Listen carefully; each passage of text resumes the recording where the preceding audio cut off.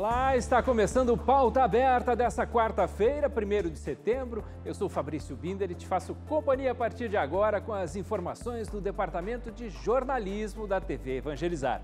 Confira os destaques de hoje. O governo federal anuncia o valor do salário mínimo para 2022 e você vai saber de quanto é esse aumento. O desemprego no Brasil caiu ligeiramente no trimestre de abril a junho, mas ainda tem mais de 14 milhões de pessoas em busca de trabalho no país. E na nossa coluna sobre saúde, saiba que as pessoas que tiveram Covid precisam estar atentas aos sintomas que demoram a passar, como tosse. Essas e outras notícias a partir de agora no Pauta Aberta. A proposta de salário mínimo para o ano que vem é de R$ 1.169. O valor está previsto no orçamento de 2022, enviado pela equipe econômica ao Congresso Nacional. A previsão para 2022 é que o salário mínimo seja de R$ 1.169, R$ 69 a mais que o mínimo em vigor. Mas este valor, previsto no projeto de lei orçamentária, pode ser corrigido mais adiante, de acordo com a evolução da inflação. A proposta de orçamento para 2022 também inclui o pagamento de todos os precatórios devidos pelo governo federal, no valor de R$ 89 bilhões. Para a saúde, está sendo destinado 10 bilhões e 700 milhões de reais a mais do que o que foi reservado em 2021, totalizando um orçamento de 147 bilhões de reais. Desse total, 7 bilhões serão para medidas de enfrentamento da Covid-19. 4 bilhões de reais vão para a compra de vacinas. O orçamento do ano que vem também vai priorizar a realização do Censo 2022, que faz a contagem da população brasileira e ajuda a orientar as políticas públicas. O Auxílio Brasil, programa de transferência de renda que deve substituir o Bolsa Família, vai herdar em 2022 todo o orçamento do Bolsa Família, de 34 bilhões e 700 milhões de reais. O novo programa reúne várias políticas públicas de assistência social, educação, emprego e renda e está sendo analisado pelo Congresso Nacional. Nenhuma política está sendo ampliada. A gente já teve uma redução de despesa discricionária, mesmo que pequena, né? Então, não tem ampliação, né, do orçamento nas políticas e, mantendo esse tamanho, o Cidadania vai ter que, né, fazer seus ajustes dentro desse novo modelo que está sendo proposto. O governo do Paraná prorrogou por mais 15 dias as medidas restritivas de enfrentamento da pandemia no estado, que estão em vigor desde o início do mês. O decreto, assinado pelo governador Carlos Massa Ratinho Júnior, esta semana, estende as regras até às 5 horas do dia 15 de setembro. Dessa forma, permanece a restrição de circulação e a comercialização e o consumo de bebidas alcoólicas em espaços e vias públicas entre meia-noite e 5 da manhã. O toque de recolher não se aplica a atividades e serviços essenciais. Desde o início de agosto, está autorizada a realização de algumas categorias de eventos, desde que atendam medidas de prevenção. Em locais abertos para público exclusivamente sentado ou delimitado, sem consumo de alimentos e bebidas, poderão ser realizados eventos com capacidade máxima de 60% do previsto, desde que não ultrapasse 500 pessoas. No caso de haver consumo de alimentos e bebidas, a lotação prevista é de 50%, com o máximo de 500 pessoas. O desemprego no Brasil caiu ligeiramente no trimestre de abril a junho, mas ainda há mais de 14 milhões de pessoas procurando trabalho no país. A taxa de desemprego no Brasil ficou em 14,1% no trimestre abril-junho, o que representa uma ligeira queda em comparação com os 14,6% registrados no período março-maio. Os dados foram divulgados nesta terça-feira pelo Instituto Brasileiro de Geografia e Estatística. Em números absolutos, ainda há 14 milhões e 400 mil pessoas procurando trabalho, 400 mil a menos do que no trimestre móvel anterior. A taxa havia atingido o recorde de 14,7% nos 2 primeiros trimestres móveis do ano, em abril e junho de 2020, quando a economia foi fortemente impactada pela pandemia do coronavírus e pelas medidas de contenção adotadas para contê-la. A taxa de desemprego foi de 13,3%. Um dos dados que mais se destaca no relatório do IBGE é o número de trabalhadores autônomos, 24.800.000 pessoas.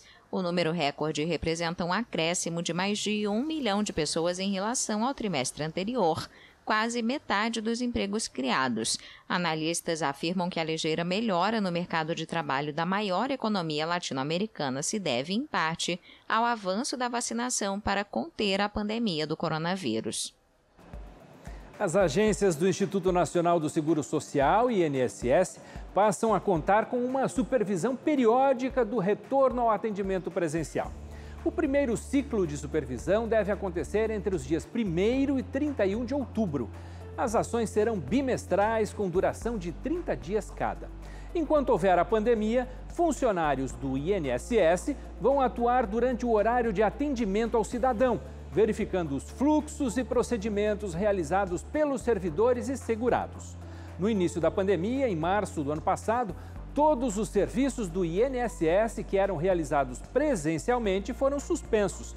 A medida foi tomada levando em consideração também os fatores de risco do público atendido, em geral, pessoas idosas ou portadoras de alguma doença. Desde então, alguns serviços presenciais vêm sendo retomados gradualmente, embora seja necessário sempre fazer o agendamento prévio, que pode ser feito pela Central Telefônica 135. Quem não conseguir agendar pelo telefone, pode fazê-lo na agência da Previdência Social mais próxima. A responsabilidade pelo pagamento de ISS será da empresa que prestar o serviço de rastreamento e monitoramento de veículos, cargas e pessoas. O projeto foi aprovado essa semana pelo plenário do Senado e agora segue para a sanção presidencial. O projeto deixa claro na legislação que os serviços de monitoramento e rastreamento à distância de veículos, cargas e pessoas estão sujeitos ao recolhimento do Imposto sobre Serviços, ISS. Atualmente, há dúvidas entre os contribuintes se o imposto para o rastreamento de cargas é o ISS, de competência dos municípios, ou o ICMS, que é de competência dos estados. O texto original sofreu sucessivos aperfeiçoamentos, primeiro no Senado Federal, depois na Câmara dos Deputados. Tendo sido aprovado ambos os substitutivos, um em cada casa do Congresso Nacional, e cabe ao Senado Federal decidir qual dos dois será enviado à sanção. Entendemos que o texto aprovado na Câmara dos Deputados contribui para a adequada redação da norma, porque a inserção dos serviços de monitoramento e rastreamento à distância em subitem da própria lista evita a necessidade de excetuar esses serviços no artigo 3º da Lei Complementar número 116 de 2003, o que torna a lei mais clara e concisa e confere a regra maior à segurança jurídica. Uma missa especial no Santuário Nossa Senhora de Guadalupe, Jesus das Santas Chagas, comemorou os 55 anos da Mater Dei, uma maternidade que chega a fazer 4.000 partos por ano pelo SUS. Acompanhe. Com cerca de 4.000 partos realizados por ano, a maternidade Mater Dei completa 55 anos de história. O local é referência nacional no atendimento de mães adolescentes e é reconhecida pelo programa Mãe Curitibana por ser uma maternidade amiga da criança. A maternidade Mater Dei é uma referência importante para Curitiba e região metropolitana. Ela é uma referência para acolhimento das nossas gestantes. Ela atende todos os protocolos do parto humanizado, acolhe as gestantes. É um hospital amigo da criança, tem a certificação do Hospital Amigo da Criança, por ter todos os protocolos do bom nascimento, dos cuidados ao nascer e por todo o cuidado que a maternidade realiza, tanto as gestantes e seus bebês. A Mater Dei faz parte da história de Curitiba. Com atendimento 100% realizado pelo SUS, é a maternidade que mais faz partos no Paraná. E agora nós estamos juntos trabalhando por essa obra que é a obra da vida, a obra da Igreja Católica e que tanto bem faz à saúde pública de Curitiba. É uma bênção de Deus, nada mais vista do que essa maravilhosa missa com o padre Reginaldo Manzotti, comemoração aos 55 anos de qualidade de vida e um trabalho brilhante que todos os profissionais da saúde, junto com a Irmandade, fazem nesse hospital e trazendo uma vida sadia. Crianças com muita qualidade de vida, porque esse povo trabalha com amor, carinho e respeito ao ser humano. Há 6 anos, a Obra Evangelizar assiste à instituição com doações de alimentos e com reforço no trabalho voluntário para diversos setores dentro do hospital. Durante a pandemia, o apoio foi fortalecido também com entregas de álcool em gel, máscaras e cobertores. O padre Reginaldo Manzotti é embaixador da Mater Dei e, por esse motivo, uma missa comemorativa foi realizada na data. 17 toneladas de alimento, 7.000 máscaras, 500 litros de álcool em gel e cobertores neste frio de Curitiba. Por isso, evangelizar é transformar vidas. E esta parceria com a Mater Dei sempre nos faz essa lembrança de um dos nossos carismas dentro da obra, a caridade. Vocês e nós somos edificados por esta parceria. A programação de aniversário iniciou com a Santa Missa, homenageando o embaixador Padre Reginaldo Manzotti e também o prefeito de Curitiba, Rafael Greca. E para comemorar com os funcionários e pacientes, um bolo foi servido, finalizando as comemorações. É um sentimento de muita alegria e gratidão, principalmente gratidão a Deus pela prestação de serviço aqui desta maternidade. Nós somos uma maternidade que mais acolhemos mães que dão à luz pelo SUS, e é uma grande quantidade de mães que procuram esta maternidade. Por isso, a nossa gratidão, principalmente a Deus e as pessoas que conosco trabalham. Depois do intervalo tem a nossa coluna sobre saúde e você vai saber que quem teve Covid precisa ficar atento a sintomas que não passam, como a tosse, por exemplo. Até já!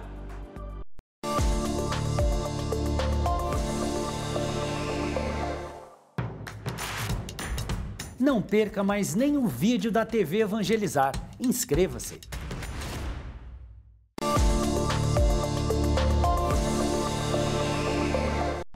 Estamos de volta com o Pauta Aberta desta quarta-feira, 1º de setembro. Eu falo direto de Curitiba para todo o Brasil. Hoje, no nosso quadro sobre saúde, você vai ver que é importante estar atento a sintomas que persistem depois da Covid. Acompanhe. Você está sofrendo com muita tosse, principalmente agora que você teve recentemente a infecção pelo coronavírus, ou já teve há meses, mas a tosse não quer te largar? Isso te incomoda porque toda hora que você está em algum lugar, está tossindo, às vezes falta ar. O que pode estar acontecendo com você se teoricamente o Covid já passou? Pode ser uma complicação ou pode dar a situação de outras causas que eu vou te mostrar nesse vídeo, tá bom? Então, primeira coisa, é importante você, após uma infecção do coronavírus, que teve falta de ar, tosse, estio no peito, procurar sempre quem? Um pneumologista, que é o médico do pulmão. Ele vai fazer alguns exames. O primeiro é o básico do consultório, que é auscultar o teu pulmão, ou seja, utilizar aquele aparelhinho, o estetoscópio, e auscultar teu pulmão atrás e na frente. Fazendo assim, ele já vai diferenciar algumas coisas para você. Ele pode pedir alguns outros exames, desde um raio-x ou principalmente uma tomografia e também a espirometria, que é um exame que você vai assoprar para ver como que estão teus brônquios, se eles estão num tamanho ideal ou já estão diminuindo de tamanho, consequentemente diminuindo de tamanho, vai favorecer você ter falta de ar e tosse para tentar abrir esses brônquios também. Seria o que acontece com a bronquite ou com a asma. Então procure um pneumologista.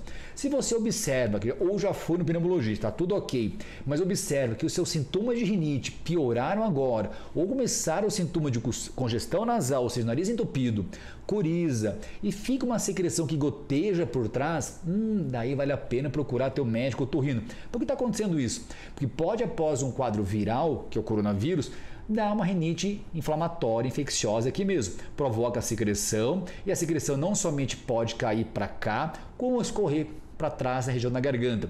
E quando você vai deitar ou dormir, pinga essa secreção e vai piorar esses sintomas para você. Você pode ter o pigarro e principalmente a tosse seca ao dormir. Se for isso, o médico otorrino vai fazer um exame que vai colocar uma câmerazinha e vai ver o nariz por dentro e até a garganta. Vai tratar a tua rinite e também eliminar essa secreção. Além disso, o médico otorrino vai poder te ajudar se você tiver a complicação do olfato, ou seja, alterou o olfato, diminuiu o olfato, ou perdeu o olfato, ou está com o olfato totalmente diferente juntamente com o paladar. Outra situação que nós observamos também, as pessoas estão utilizando muita medicação pós-Covid. Essa medicação em excesso ou ficando agora muito em casa, está exagerando com alguns alimentos que tem muita gordura e fritura e base cafeína. Então essa pessoa pode ter o quê? O refluxo gastroesofágico, ou seja, o ácido do estômago que pode subir na garganta e queimar e dar o sintoma de pigarro, tosse seca, uma coisa presa. Se for feito isso, o próprio otorrino, nesse exame que eu comentei com você, ele pode analisar se isso não é um motivo, ele vai encaminhar você para quem? Para um gastroenterologista. Então, resumindo, você pode começar com o otorrino, que ele vai avaliar seu nariz por dentro e a garganta por dentro, para ver se é causa do tratamento com ele ou pode ser encaminhado para o gastro, e sempre procure o pneumologista nesse momento. Não deixe para depois. Eu vejo muitos pacientes deixando-se meses e anos, às vezes pode acontecer. Tem um paciente que 1 ano depois de ter pego o Covid vai procurar os médicos para ver as complicações, achando que ia melhorar com o tempo. Não faça isso. Tem algum sintoma, procure logo o teu médico e evite a automedicação. Não fique sofrendo, procure ajuda. Um abraço. Pelo 8º ano consecutivo, a Associação Brasileira de Psiquiatria, ABP, promove em parceria com o Conselho Federal de Medicina a campanha Setembro Amarelo, cujo tema este ano é Agir Salva Vidas. Segundo o presidente da ABP, Antônio Geraldo da Silva, o tema foi escolhido porque trata de forma direta a questão mais importante da campanha, que é agir pode salvar vidas. A ideia é que, ao ajudar com a ação efetiva de buscar assistência médica, você pode fazer a diferença na vida de quem está pensando em suicídio. Os especialistas alertam que existem muitos sinais que podem colocar a família em alerta, como ficar mais recluso, falar muito sobre sumir, não ter mais esperança ou mudar o comportamento repentinamente. O governo federal anunciou novas medidas para reduzir o consumo de energia elétrica neste momento de crise hídrica. As iniciativas são para os consumidores comuns, como residências e pequenos comércios. A primeira medida apresentada pelo governo foi o Programa de Incentivo à Redução Voluntária do Consumo de Energia Elétrica, voltado para os chamados consumidores cativos, como residências e pequenos comércios. Será oferecido um bônus de R$ 50 para cada 100 kWh economizado. Esta bonificação só será válida para quem diminuir o consumo mensal entre 10% e 20%. O Giovan mora com mais 4 pessoas e diz que a conta de luz aumentou nos últimos meses. Para ele, que tem 2 enteados especiais e sustenta a família com um salário mínimo, conseguir desconto na energia vai fazer muita diferença no orçamento do mês. 63, 64 que a gente pagava. Aí agora vem de 130, 140. Vou fazer o possível para a gente economizar aí. Outra medida apresentada pelo governo foi a instituição da bandeira tarifária escassez hídrica, no valor de R$ 14,20 por quilowatt-hora. Isso representa 6,78% de aumento na tarifa média dos consumidores, e a medida foi instituída para cobrir a alta dos custos da geração de energia com a utilização das termoelétricas. A vigência da bandeira tarifária escassez hídrica será de 1º de setembro de 2021 a 30 de abril de 2022. Quem que vai pagar essa bandeira? Todos os consumidores do mercado cativo das distribuidoras, com 2 exceções. Os consumidores do estado de Roraima, que não pagam bandeira pelo fato do estado de Roraima ser isolado, e os consumidores inscritos que usufruem do programa da tarifa social. O que nós estamos buscando com esses programas, primeiro, com as bandeiras, é mostrar para o consumidor que a energia está mais cara efetivamente e também que, adotando a redução do consumo, essa energia poderá se tornar mais barata. Fortaleza tem várias academias ao ar livre.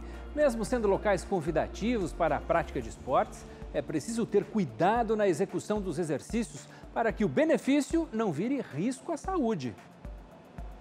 Nas praças, parques e praias, cenas como estas têm sido cada vez mais comuns. São pessoas de todas as idades caminhando, correndo, pedalando e utilizando as academias ao ar livre. Atividade física que já faz parte da rotina do comerciante Antônio de Pádua. Eu me sinto mais leve, né? Cabeça melhor, né? O sangue circula melhor, né? Saúde depende do exercício físico, né? Desde criança, desde 20 anos que eu faço bastante exercício físico. Seu Antônio está concluindo o circuito de atividades no balanço lateral, como é chamado este equipamento que ele está utilizando. E para saber se o exercício está correto, convidamos o personal trainer Carlos Júnior para tirar essa e outras dúvidas. O senhor estava fazendo aqui, estava um pouquinho mais curvado. Manter sempre o tronco mais aberto, tá? E fazer o balanço lateral. Em relação à execução fazer esse exercício. Isso daqui é um exercício que a gente trabalha por tempo, tá? Então, quanto tempo eu faço, cara? Você pode fazer 1 minuto, primeira vez. Próxima vez, faz 2 minutos, tá? E aí pode chegar até 5 minutos de execução desse exercício. Outro equipamento que merece atenção é o simulador de caminhada. Pessoas que não podem fazer impacto, né? Pode ter muito impacto, tem limitação de joelho ou quadril. Isso daqui é um simulador de caminhada, então precaução em relação à amplitude do movimento, principalmente de quadril. Então ser curtinho, como fosse uma caminhada mesmo, tá? E manter sempre a postura. Então, peito alto, manter ativo o seu abdômen e preocupação em relação à amplitude do movimento. O personal explica ainda que é importante ler sobre os equipamentos das academias ao ar livre para evitar lesões futuras. E atenção, os exercícios para quem está iniciando devem ser feitos com cuidado e respeitando o seu ritmo, seguindo a recomendação de exercitar-se pelo menos 2 horas por semana. É legal você sempre ir com parcimônia. Então, eu vou fazer o seguinte, vou começar a primeira vez, começa 10 minutos, tá? Vou aumentando aos poucos o volume de treino durante a semana, né? O mais indicado, né, que assim que você começa a fazer a prática, é indicado que você faça de 3 a 4 vezes por semana, tá? Carlos, qual o tempo? Meia hora. Que aí se fazer 4 vezes na semana dá um total de 2 horas por semana. E os benefícios da atividade física são inúmeros. Posso citar aqui, por exemplo, o ganho de massa muscular, redução do estresse, melhoria das funções respiratórias e cardiovasculares, concentração, equilíbrio e aumento da sensação de bem-estar. Lembrando que antes de iniciar qualquer tipo de exercício, é importante consultar um médico para saber quais atividades você pode fazer.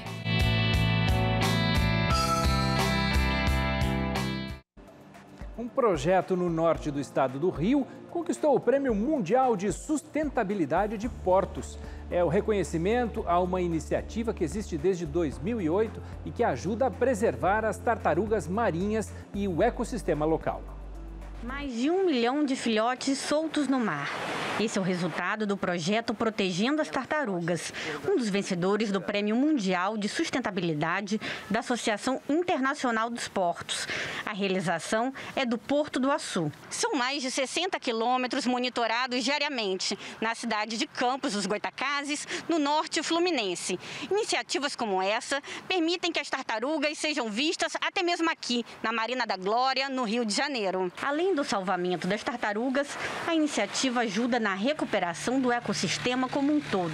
O retorno dessas tartarugas todos os anos é o sinal de que existe um equilíbrio entre as atividades, pesqueiras, portuárias e atividades marinhas e com o ecossistema. E eu acho que esse é o nosso grande papel, é de manter esse porto seguro para que elas possam todos os anos voltarem e se reproduzirem no nosso território. A vitória no prêmio é um importante reconhecimento internacional na área de meio ambiente para o país. Um porto que a cada dia mais vem se tornando uma referência na movimentação de cargas no Brasil, tendo essa felicidade aí de ser reconhecido pelo mundo todo por práticas de sustentabilidade, que é um valor para nós. Pauta Aberta está terminando. Eu volto amanhã, logo depois do Divina Receita. Até lá!